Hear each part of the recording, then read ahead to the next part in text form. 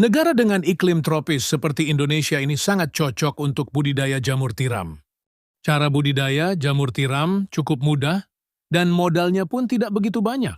Bagian yang paling sulit saat ini untuk budidaya jamur tiram adalah membuat baglok, yakni media tanam yang sudah berisi bibit jamur.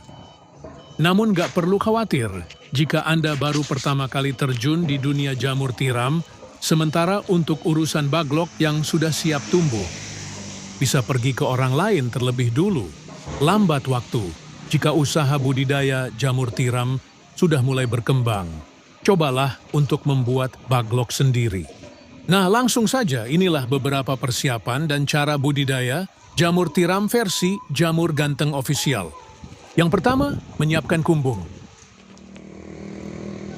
Kumbung ialah semacam rumah untuk jamur, yakni tempat untuk manaruk dan merawat baglok hingga tumbuh jamur siap panen.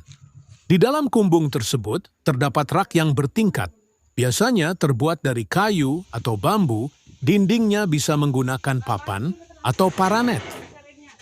Dan pada bagian atap menggunakan genteng, jangan menggunakan seng atau asbes yang mudah mendatangkan panas.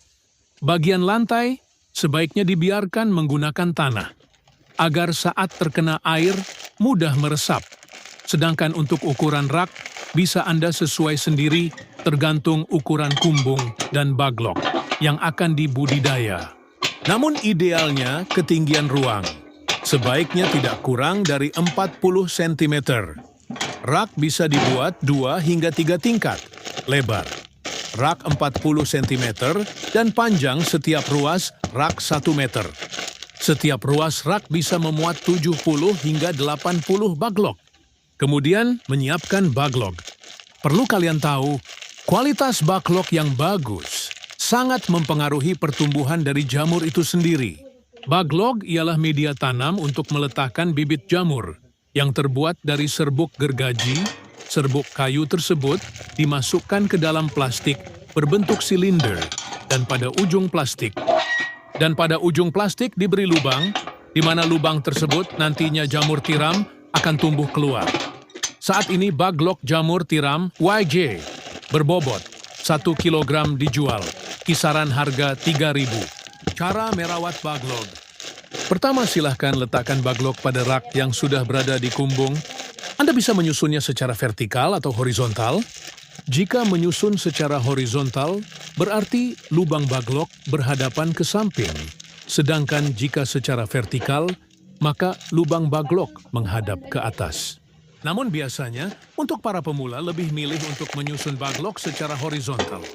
Hal ini dilakukan agar tidak ada air yang masuk secara berlebihan saat nyiram baglok dan proses panen pun bisa lebih mudah. Kapan penyiraman dilakukan?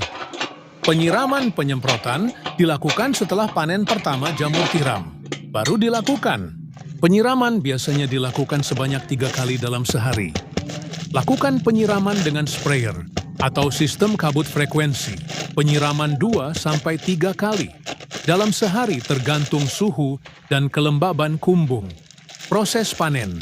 Inilah proses YG terakhir, yakni panen budidaya jamur tiram.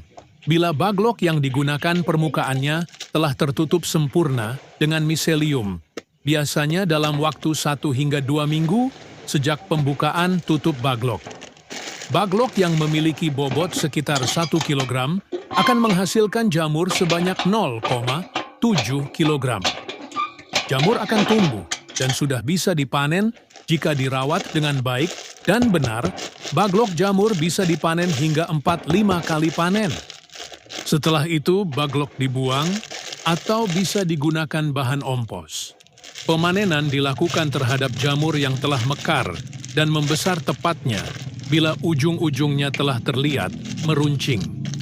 Bila masa panen lewat setengah hari saja, maka warnanya menjadi agak kuning kecoklatan.